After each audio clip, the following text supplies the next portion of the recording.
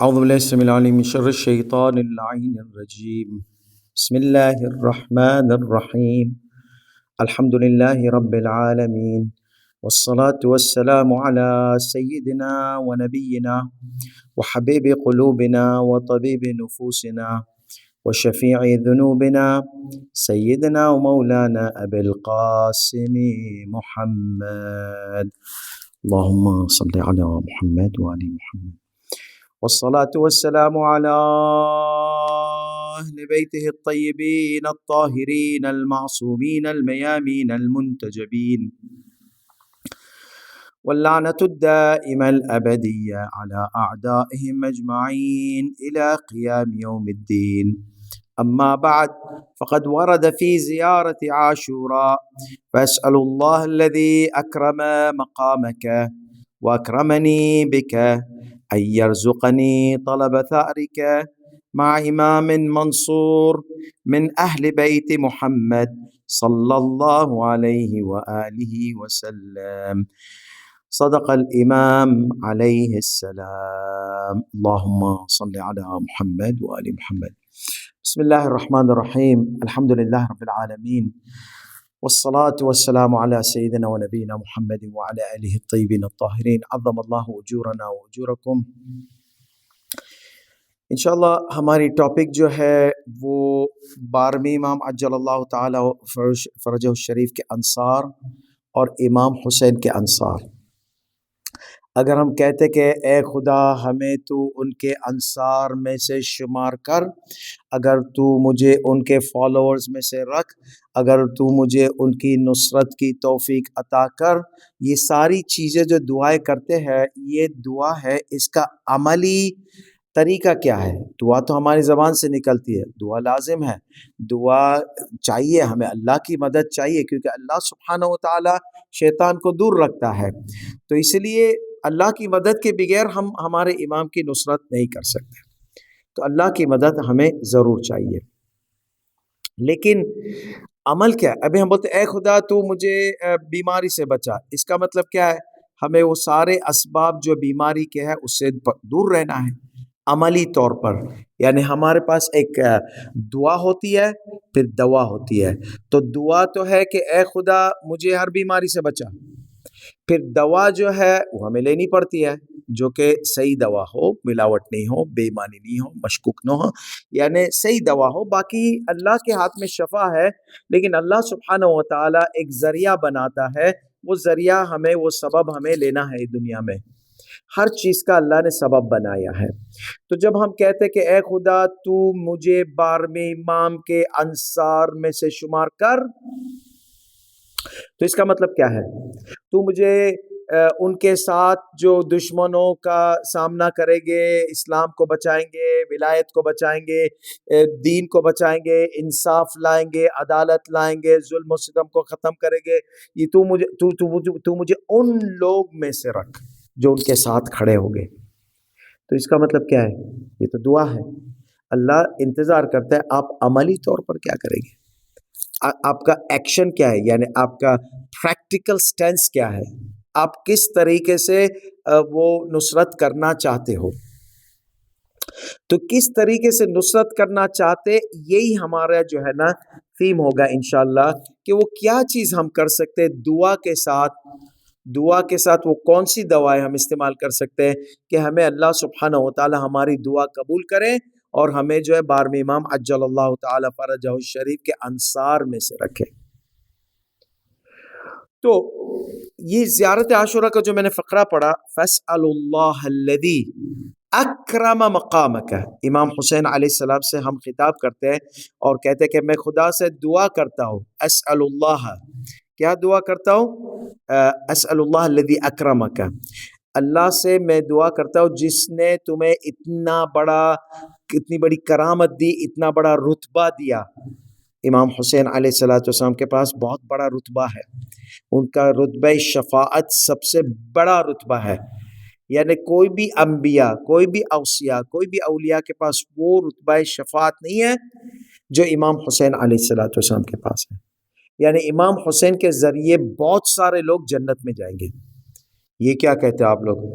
یعنی رسول خدا کو آپ لوگوں نے نیچے کر دیا. نہیں نہیں نہیں بھائی، ہم نے نیچے نہیں کیا ہے. یہ رسول خدا صلی اللہ علیہ وآلہ وسلم کی شفاعت ہے جو کہ رسول خدا نے امام حسین کے ہاتھ میں دی، جو کہ رسول خدا نے امیر المومنین علیہ السلام کے ہاتھ میں دی تھی.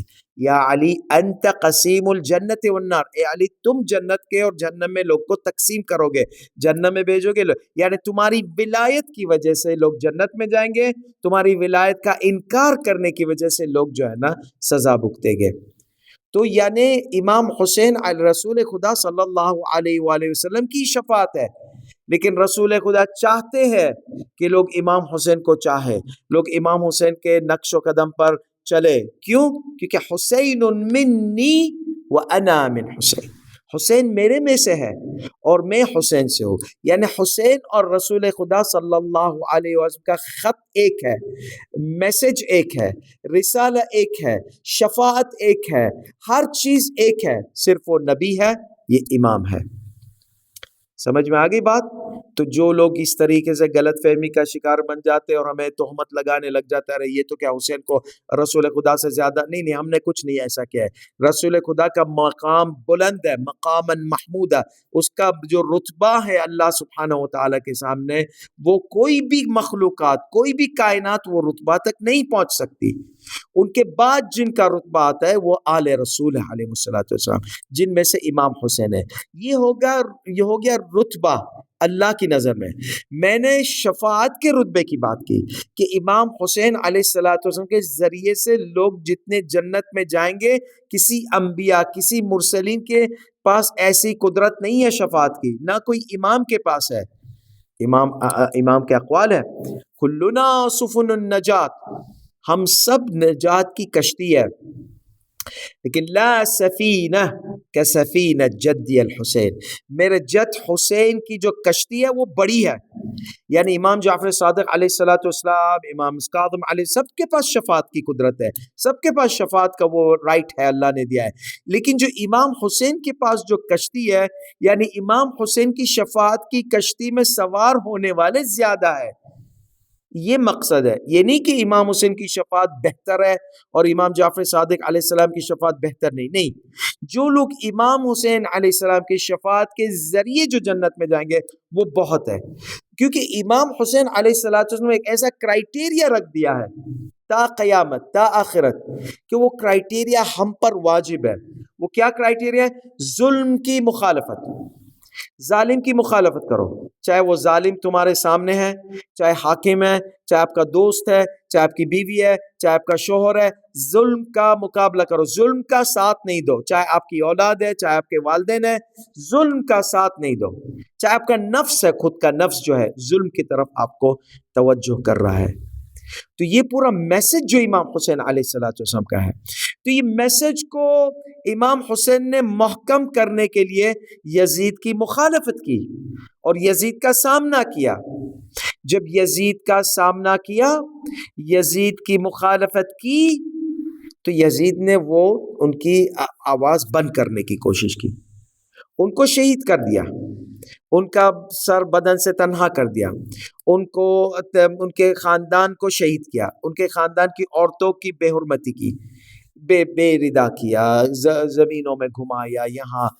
لیکن یہ جو ہر قسم کی وہ ٹارچر، ہر قسم کا انٹیمیڈیشن کر رہا تھا کہ دیکھو جو بھی حسین کی طرح آواز اٹھائے گا اس کا حال یہ ہوگا.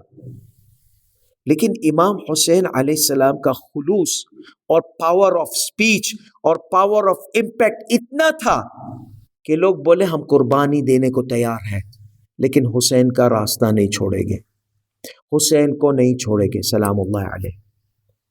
تو یہ جو اتنا بڑا پاورفل امپیکٹ تھا امام حسین کا، اس کی وجہ سے بہت سے لوگوں نے شہادت پائی، بہت سے لوگ اس کی پیروی کر رہے ہیں، بہت سے لوگ اس کے نعرے لگا رہے ہیں اور بہت سے لوگ وہ نعروں پر عمل کر رہے ہیں.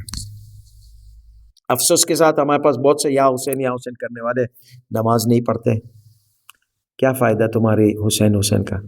امام حسین علیہ السلام نے نماز بچانے کے لیے کربلا میں شہادت دی. تو لوگ کہتے کہ جب امام حسین ختم ہو گئے نماز بھی ختم ہو گئی. تو اگر آپ ایسا کہتے کہ نماز بھی ختم ہو گئی، اس کا مطلب یزید کا مقصد تھا، یزید کامیاب ہو گیا، نعوذ باللہ حسین ناکامیاب ہوئے، یہ آپ کا مقصد ہے نا؟ جو لوگ نماز نہیں پڑھتے، حسین حسین کرتے، علی علی کرتے، بولتے حسین نماز تو کربلا میں شہید ہو گئی حسین کے ساتھ، تو پھر یزید کامیاب ہو گیا۔ ہمارے پاس حسین علیہ السلام شہید ہوئے، نماز باقی رہ گئی، حج باقی رہ گیا، اعمال باقی رہ گئے، وحدانیت باقی رہ گئی، نبوت باقی رہ گئی، امامت باقی رہ گئی، پورا اسلام باقی رہ گیا۔ حسین منی وانا من الحسین، کیونکہ رسول خدا کی ساری رسالت جو تھی، 23 سال کی محنت جو تھی، وہ ختم کرنے والا تھا یزید، نام کا اسلام رکھنے والا تھا، امام حسین علیہ السلام نے اس اسلام کو بچایا۔ اگر یہ واضح ہو گیا تو امام حسین کی حرکت بہت امپورٹنٹ ہے اسلام کو بچانے، تمام معصومین کے اعمال اسلام کو بچانے کے تھے۔ الیوم اکملت لکم دینکم واتممت علیکم نعمتی، غدیر کا مطلب یہ تھا کہ جب بھی اسلام پر کوئی بھی قسم کا حملہ آ جاتا ہے، کافروں سے، خوارج سے، منافقین سے، ہر قسم کے اندر کے دشمن، باہر کے، جو آج کل ہمارے جو دعویٰ کرتے کہ ہم لوگ شیعہ ہیں، الٹے شیعہ ہو گئے، نام شیعہ کا ہے، کام اور عقیدہ نان شیعہ کا ہے۔ میں تفصیل میں نہیں جانا چاہتا، آپ لوگ سب جانتے ہیں، مشرق میں مغرب میں ایسے فالس فیبریکیٹڈ آیت اللہ نکل گئے ہیں، جو حقیقی مراجع ہے، جو لوگ 70-80 سال جو ہے گہرائی میں جاتے دین کی اور ہمیں دین کا خلاصہ دیتے ہیں، اس سے جدا کرنے کی کوشش ہو رہی ہے، اور کچھ لوگ جو ہے جن کے پاس عقل نہیں ہے وہ تو ان کو فالو کر بھی لیے۔ بھائی مجھ سے یہ کہا گیا تھا کہ ایسے فیک آیت اللہ نے، شیخ don't you think that this is wrong and this is right, میں نے بولا میں تو جاہل ہوں، میں کون، اور یہ جو بڑے بڑے پڑھے لکھے ہیں، اور آپ اگر اپنے آپ کا دعویٰ کرتے میں کون اور آپ کون، لیکن آپ بولتے use your logic, use your intellect, اپنی عقل استعمال کرو، اپنا لاجک استعمال کرو۔ Yes I am going to use logic. My logic says that there are 7 to 10 top ranked, highly educated scholars who have sacrificed their entire life, 60 to 70 years, and they are giving the opinions and jurists based on the Quran and jurisprudence rulings based on the Quran and the hadith of Ahlul Bayt alayhi salam, and the intellectual argument, logic, you tell me use logic, they are using logic.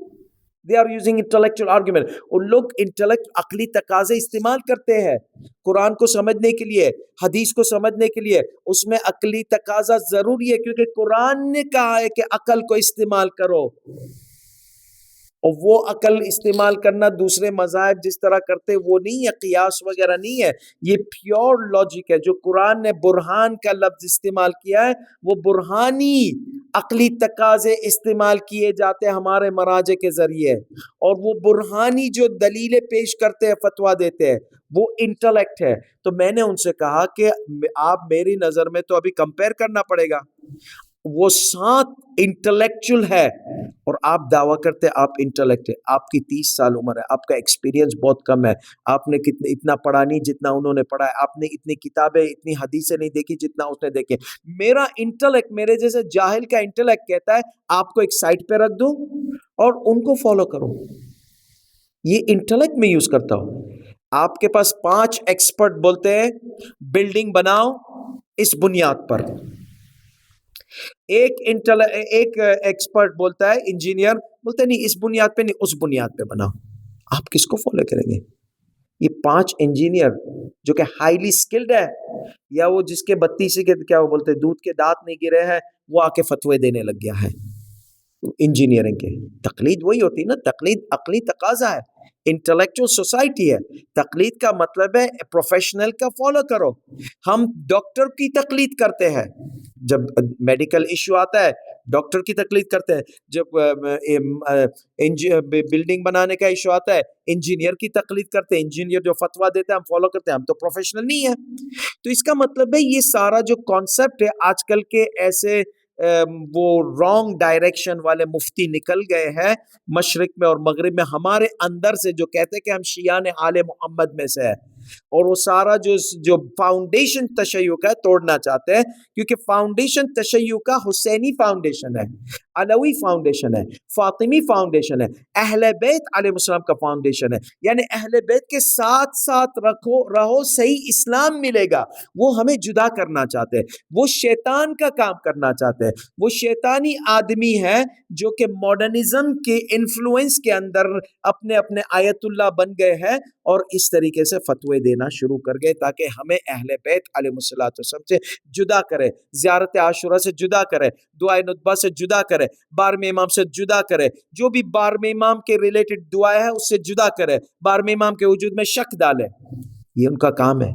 یہ ہے pseudo آیت اللہ، fabricated آیت اللہ، false آیت اللہ، جھوٹے آیت اللہ، صاف زبان میں. اور مجھے کسی سے ڈر نہیں ہے، حق بتانا ہے. تو یہ ہے ایسا زمانہ. تو ہمیں جو ہے 12ویں امام عجل اللہ تعالی فرجہ الشریف کی تیاری کے لیے کیا کرنا پڑے گا؟ ہمارے لیے جو ہے راستے بہت سارے شک کے آ رہے ہیں سامنے، اخلاقی فساد آ رہے ہیں، مورل، یہ سارے یہ آ رہے ہیں. اس کے لیے کیا کرنا پڑے گا؟ ہم 12ویں امام کے نصرت کیسے کریں گے؟ یعنی یزیدیت بڑھ رہی ہے، تو اس کا مطلب ہے جبھی امام حسین علیہ السلام نے یزیدیت کا سامنا کیا، وہ زمانے میں یزیدیت جو تھی شام میں تھی، یہ زمانے میں یزیدیت پوری دنیا کی حکومت کر رہی ہے اور کہتی تم ہمارے ساتھ نہیں ہے تو تم ٹیررسٹ ہے. سمجھ گئے ہو گے آپ؟ تو اس کا مطلب ہے یہ یزیدیت چاہتی کہ ہم یہ دجال جو ہے، یزید وقت ہے، دجال ہے، ان کی بیعت کرے، اور بہت سے لوگ ان کی بیعت کر لیتے ہیں. ہم اپنے آپ کو اس دجال کی، اس یزیدیت کی بیعت سے اپنے آپ کو کیسے بچائے، یہ ہم سب کو سوچنا ہے. اگر ہم بچا نہیں سکیں گے اپنے آپ کو تو پھر امام حسین علیہ السلام کی نصرت نہیں کر پائے گے. امام حسین کی نصرت ہم بولتے ہیں یا لیتنا کننا معکم فنفوز فوزا عظیما، کاش ہم تمہارے ساتھ ہوتے. یہ تو الفاظ ہے. تو کیا ابھی کربلا واپس آ سکتی؟ بالکل آئے گی، آ سکتی اور آنے والی ہے، جو کہ 12ویں امام عجل اللہ تعالی فرجہ الشریف کی کربلا ہوگی. تو کربلا دوبارہ آنے والی ہے. آپ دیکھیں زیارت عاشورہ کا فقرہ جو میں نے پڑھا، اس میں کیا تھا؟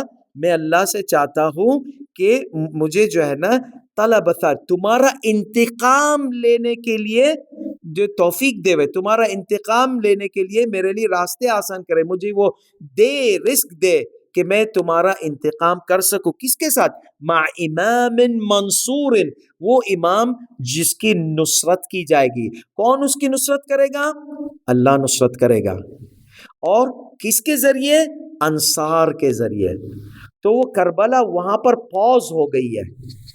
عاشورہ کے دن 1400 سال پہلے تقریباً کربلا رک گئی ہے، پوز میں ہے.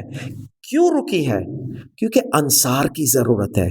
وہ 72 انصار شہید ہو گئے تھے، 313، پھر اس کے بعد 10,000، اور اس کے بعد آتے ہی رہ گئے. یہ انصار جو دنیا کے کونے کونے میں سے آئے گے، کوفہ پہنچے گے، اس کی ضرورت ہے. اس کے لیے یہ جو ہے انتظار ہو رہا ہے کہ وہ انصار کب تیار ہو گئے. ہمیں 12ویں امام کے ظہور جلد چاہیے عجل اللہ تعالی. ہمیں انصار بننا ہوگا. ہم انصار کیسے بنے؟ ان انصار سے سیکھنا ہوگا. تو جس طرح ان انصاروں نے امام حسین علیہ السلام کی مدد کی، لبیک یا حسین کہا، ہمیں لبیک یا مہدی کہنا ہوگا. ہاں، وہ جو لبیک یا حسین اور لبیک یا مہدی ایک ہی ہے. وہ بولتے نا کہ two sides of one coin, سمجھ گئے نا؟ ایک سکہ ہے لیکن اس کے دو طرف ہے. ایک طرف لبیک یا مہدی ہے اور ایک طرف لبیک یا حسین ہے. ایک طرف یا لثارات الحسین ہے، ہم امام حسین کے جو انتقام لینے کا ہے، کیونکہ امام حسین کو شہید کیا گیا تھا. کس نے؟ یزیدیت نے. تو وہ یزیدیت جو باقی رہ گئی ہے اور حسینیت باقی رہ گئی ہے، اور یزیدیت بھی بڑھ رہی ہے، حسینیت بھی بڑھ رہی ہے، تو اس کا مطلب ہے ابھی انتقام لینے کا وقت آیا ہے. یعنی یزیدیت کو ختم کرنا ہے، دجالیت کو ختم کرنا ہے. اس کے لیے 12ویں امام کا آنا لازم ہے. تو 12ویں امام وہ چیز جو رک گئی تھی کربلا میں، وہ مکمل کرنے والے ہیں. تو اس کا مطلب 12ویں امام کی حرکت حسین منی و انا من الحسین والی ہے، یعنی مہدی منا والی ہے کہ مہدی ہمارے میں سے ہے. تو اس کا مطلب رسول خدا بھی جو ہے ان کی رسالت جو ہے وہ 12ویں امام کے ساتھ ساتھ چلے گی، ان کے ساتھ نکلے گی. تو اس سے پتہ چلتا ہے دین محمدی صلی اللہ علیہ وسلم دین حسینی ہے، دین مہدوی ہے. قرآن محمدی صلی اللہ علیہ وسلم قرآن حسینی ہے، قرآن مہدوی ہے. حرکت النبی صلی اللہ علیہ وسلم جنگ بدر، کربلا، 12ویں امام کا جو ہے حرکت، یہ تینوں چیز میں جو ہے یہ امپورٹنٹ مسائل ہے جو ہمیں غور فکر سے دیکھنے کے ہیں کہ وہ کوالٹیز کون سی تھی بدریون کی جس کو اللہ سبحانہ و تعالیٰ نے تعریف کی ہے، جس کی بدریون کی، بدر والے، وہ جو شہید ہو گئے تھے. جو بھاگنے والے منافقین کی بات نہیں ہو رہی ہے، جو ثابت قدم رہے اور جو شہید ہو گئے تھے. تو وہ بدریون کون ہے؟ سچے بدریون. امام حسین علیہ السلام کے ساتھ بھی حسینیون تھے. وہ کون سے حسینی؟ جو بھاگنے والے حسینی جو بیعت دے کے سامنے سے قتل کرنے آئے تھے امام حسین کو، یا وہ 72 کے قریب حسینی جو امام حسین کا ساتھ نہیں چھوڑے. اسی طرح عجل اللہ تعالی اللہم کن لی ولیک والے تو بہت ہے، لیکن وہ سچے مہدوی کون ہے؟ ہمیں کیسے پتا چلے؟ ہم کیسے سچے مہدوی ہوئے؟ ہمیں سیکھنا ہوگا سچے بدری کون تھے، سچے حسینی کون تھے، اور اسی طرح جو ہے نا ہم سچے مہدوی بن سکتے ہیں. تو یہ جو ہے ہماری تھیم ہوگی.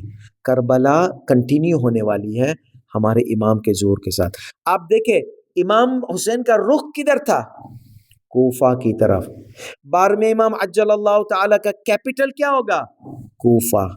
تو 12ویں امام بھی جیسے مکہ سے نکلے گے ظہور ہوگا، سیدھا آپریشن ریسکیو عراق، جیسا میں نے میرے لیکچرز میں کہا ہے، سیدھا عراق میں کافی حالت خراب ہوگی، وہاں پہنچے گے اور مسجد کوفہ میں جو ہے اس کا کیپٹل ہوگا، مسجد سہلا اس کا گھر ہوگا. تو یہ ہے کوفہ جا رہے امام حسین علیہ السلام، اور یہ جو 12ویں امام ہمارے جو ہے کوفہ جائیں گے.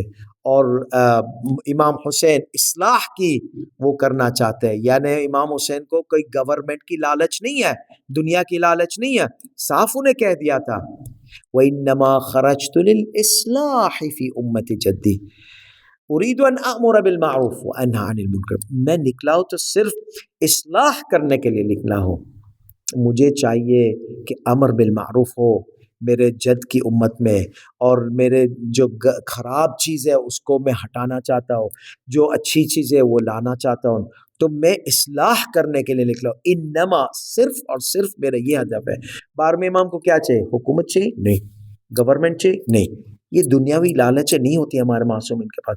تو گورنمنٹ قائم کرنے کیوں آئیں گے؟ کیونکہ گورنمنٹ کے ذریعے جو ہے نا اصلاح ہوگا.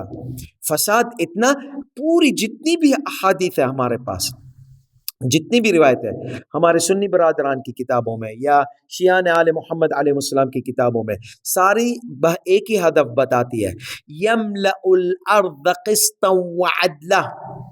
ایک ہی ہدف ہے، انصاف، انصاف to justice and fairness in the whole world. وَكَمَا مُلِئَتْ ظُلْمًا وَجَوْرًا. امام حسین کا ہدف کیا تھا؟ ظلم کرنے کے آئے تھے، اصلاح. کیا تھا اصلاح؟ ظلم کو ہٹاؤ، یزیدیت کو انکار کرو، یزیدیت کو رد کرو، ظلم کو رد کرو. 12ویں امام کا ہدف کیا ہے روایتوں میں؟ کما مُلِئَتْ ظُلْمًا وَجَوْرًا. جس طرح ظلم اور بے ستمی، آپریشن اینڈ ٹیرنی سے بھر گئی تھی زمین، اس میں جو ہے نا عدل اور انصاف لانے کا مشن ہے. مشن امام حسین علیہ السلام کا ایک ہے، 12ویں امام کا سیم ہے. امام حسین کے انصار کا مشن ایک ہے، 12ویں امام کے انصار کا مشن ایک ہے. امام حسین علیہ السلام کا ہدف اور امام حسین علیہ السلام کی جو جانثاری سیم 12ویں امام علیہ عجل اللہ تعالیٰ کی جانثاری ہے. تو ہمارے امام عجل اللہ تعالیٰ فرجہ الشریف کا ایک ہی ہدف ہے. اور آپ دیکھتے کہ ہمارے معصومین علیہ السلام نے اپنی شہادتوں پر توجہ نہیں کیا. توجہ دیا ہے تو امام حسین علیہ السلام کی شہادت میں. امیر المومنین علیہ رسول خدا صلی اللہ علیہ وسلم. لوگ کہتے گریا کیوں کرے تھے؟ بھئی ہمارے سنی برادران کی کتابوں میں جو ہے تقریباً 100 سے زیادہ حدیث ہے. 100 سے زیادہ حدیث کا مطلب تواتر ہے. 100 سے زیادہ حدیث بتا رہی ہے کہ رسول خدا صلی اللہ علیہ وآلہ وسلم نے گریا کیا. مصائب پڑھنے والا کون تھا؟ جبرائیل علیہ السلام. جبرائیل مصائب پڑھتے، رسول خدا گریا کرتے. رسول خدا امام حسین کے مصائب پڑھتے، فاطمۃ الزہرا علیہ السلام گریا کرتی ہے. امیر المومنین علیہ السلام گریا کرتے ہیں. امام حسن علیہ السلام، امام امیر المومنین مصائب پڑھتے، اصحاب گریا کرتے جب راستے میں تھے نہروان کی طرف. اور امیر المومنین امام حسن علیہ السلام، تمام معصومین علیہ السلام نے ایک ہی توجہ دی ہے، اپنی شہادتوں پہ توجہ نہیں دی، شہادت امام حسین علیہ السلام کے اوپر توجہ دی ہے. تو ہم اگر بہت سے لوگ بناتے 10 دن 40 دن کیوں بناتے؟ بھائی ہمارے معصومین نے اس پر تاکید کی ہے کہ امام حسین علیہ السلام پر گریا کرو. 10 دن بھی کم ہے. جس طرح تاکید آئی ہے ہمارے معصومین سے 10 دن کم ہے. یہ تو ہمارے علماء نے اس طریقے سے سلسلہ جاری رکھا، ورنہ تو 40 دن تک ہوتی تھی گریا وزاری. ابھی زمانہ ایسا ہو گیا ہے کہ سب کٹ ہو رہے، عشرہ 3 ہو رہے، 2 ہو رہے، خمسہ ہو رہے، یہ سب کر کے کم ہو رہے ہیں. یہ اچھی صورت نہیں ہے، لیکن مجبوری ہے لوگوں کی. لوگ آتے نہیں ہے تو کیا کریں گے امام بارگاہ. اور ایک پرابلم ہے کہ میسج ہمارے بہت سے امام بارگاہوں میں سے صحیح نہیں جا رہا ہے. یہ تو بولنا ہوگا، چاہے آپ چاہیں نہیں چاہیں. میسج بہت سے، سب نہیں بول رہا ہوں میں، بہت سے امام بارگاہ سے میسج غلط مل رہا ہے. تو نوجوان گمراہ ہو رہے ہیں، نوجوان فساد کی طرف جا رہے ہیں. So our youth they will deviate because they don't get any type of islah from the member of Imam Hussein علیہ السلام. جب امام حسین کا ممبر ہے اس میں اصلاح ہونا چاہیے، وہاں سے اصلاح نکلنا چاہیے. جب اصلاح نہیں ملتا ہے ہمارے نوجوان ڈرگ میں جاتے، طلاقیں بڑھتی ہے، یہ سارے کرائسس ہوتے ہیں. اتنا پرابلم ہو رہا ہے ابھی کیونکہ ہمارے بہت سارے ممبر جو ہے نا ناکامیاب رہ گئے. جو کچھ ممبر کامیاب ہے اصلاح میں دور کرتے، کافی نسل جو ہے ماشاءاللہ جوانوں کی ماشاءاللہ محکم اور مضبوط ہو رہی ہے. 12ویں امام کے انصار میں سے ہو رہی ہے on the positive note. لیکن یہ جو دوسرے جو کچھ امام بار گئے، انہیں اگر صحیح ہدف، حقیقی ہدف امام حسین کا قائم کرنا ہے تو فضائل اور مصائب کے ساتھ اصلاح کا بھی ہونا چاہیے. تو یہاں پر جو ہے ہمارے معصومین نے تاکید کی. تاکید کے بہت مثال ہیں. جو بھی موقع معصومین دیکھتے ہیں نا، اس کو ایسا غمناک موقع دیکھتے ہیں، اس کو گریا وزاری میں بدل دیتے ہیں. بچہ گر گیا، گریا وزاری میں وہ امام حسین کی مصیبت یاد کر دیتے معصومین. کسی کی وہ ہو گئی، کسی کا کوئی شہید ہو گیا، کوئی کسی کو دفن کرنے نہیں ملا. یہ سارے موقع جیسے ہی معصومین دیکھتے امام حسین سے لنک کر دیتے.